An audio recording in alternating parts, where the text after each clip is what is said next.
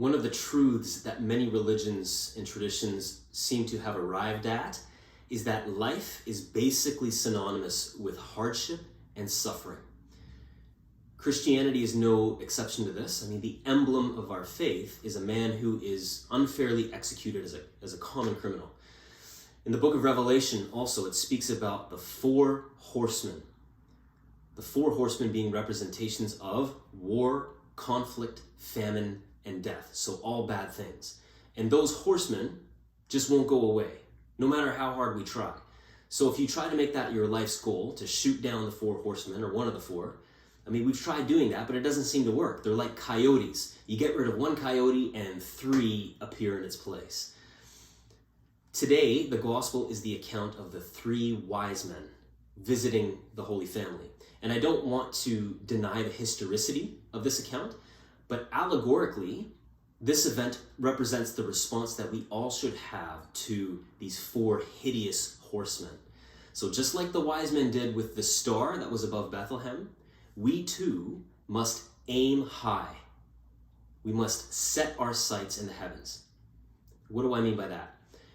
Well, as mentioned before, life is basically the 4 horsemen: war, conflict, disease, and death. We need something higher to aim at to justify the presence of all those things. We need some meaning in our lives so that even when tragedy strikes, even when the 4 horsemen strike, we'll be able to say, life was totally worth it. Now, you and I are going to suffer regardless of having a high aim or not. But if we don't have such a high aim, the 4 horsemen and their effects will be unbearable. Now, this world has proposed various goals and stars to aim at, so things like world peace and ecological balance and harmony. And there is nothing wrong with any of these things. Absolutely, these are things that we should be aiming at, but none of those things aims high enough. And the reason is because they only deal with this passing world. So how's this for an aim? Getting to heaven, and along the way, bringing as many people along with you. There's a goal, there's an aim. Is there any other aim higher than that? Every vocation that a person has, whether they're called to marriage or priesthood or consecrated celibacy, all of these vocations is an attempt to aim high. So for example, if you're called to marriage, if you're a spouse, the primary aim, amongst so many other aims that you might have, is getting you, getting your spouse, and getting your kids to heaven. That's aiming high.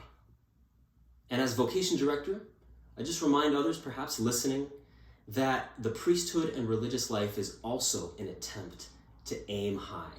So if you're still trying to figure out where to aim, if you're still trying to figure out what star to set your sights on, let me just invite you to keep the priesthood and religious life on the ballot and say, Lord, is this where you're inviting me to aim? Is this where you're inviting me to set my sights? Because it very well could be.